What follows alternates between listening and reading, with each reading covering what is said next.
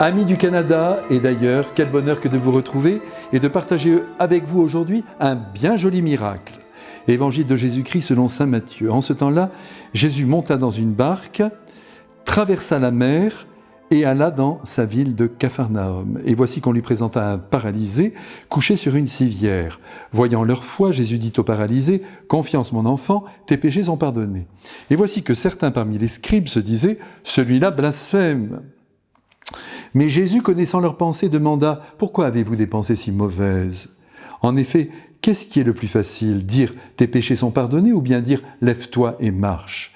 Eh bien, pour que vous sachiez que le Fils de l'homme a le pouvoir sur la terre de pardonner les péchés, Jésus s'adressa alors au paralysé : « Lève-toi, prends ta civière et rentre dans ta maison. » Il se leva et rentra dans sa maison.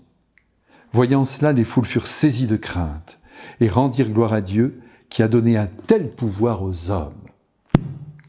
Aujourd'hui, mes frères bien-aimés, nous sommes dans la ville de Capharnaüm, dans la ville du Christ, à l'intérieur d'une maison où Jésus enseigne son peuple. Et oui, vous le savez, il enseigne partout, sur les places comme sur la montagne, mais aussi chez l'habitant.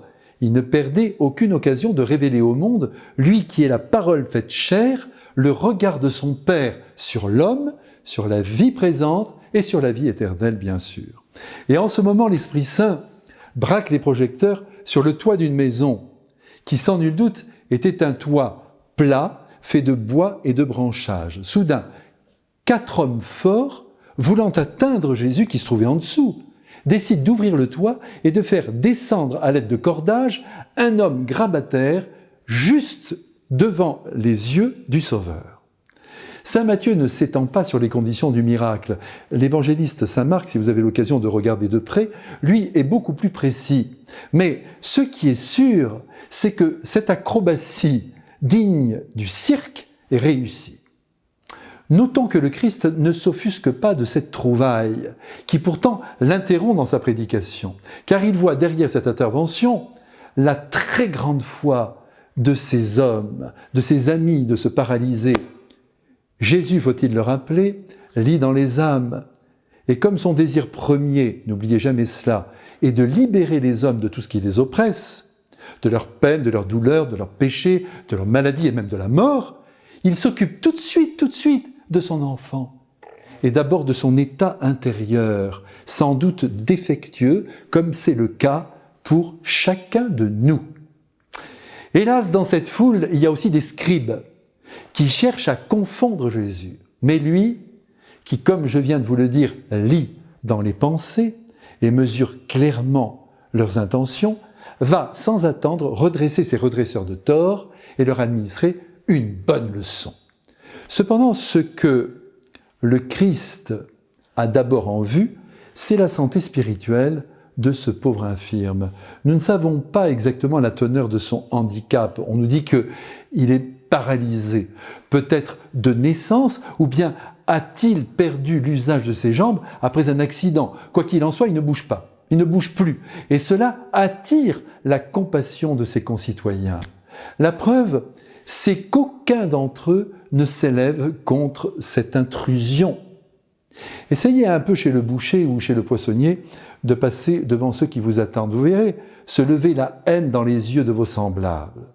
Ici, tout le monde comprend, tout le monde compatit.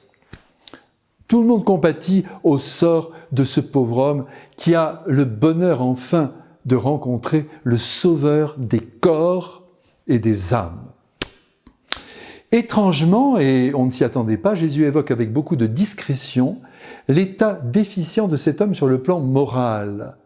Et sans même attendre l'expression d'un simple repentir, il lui pardonne tous ses péchés.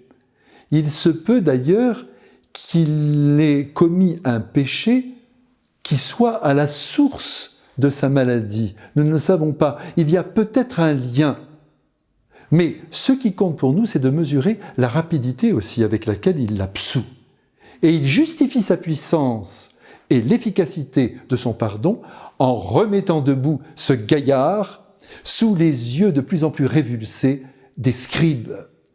Et nous découvrons aussi émerveillés que nos péchés ne constituent pas en nous une plaie irrémédiable et que le Christ est toujours prompt à nous en libérer. Et cela aura une conséquence sur notre corps, moi je le crois, sur notre énergie vitale, c'est certain.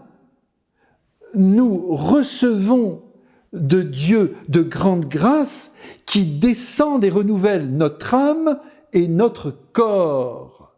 Et l'Église nous offre encore ce pardon, ce sacrement du pardon, à user sans modération. C'est un sacrement qui nous recrée. Que Dieu, le libérateur par excellence des consciences, nous bénisse à présent, avec son Fils le Sauveur et le Saint-Esprit, l'illuminateur. Amen.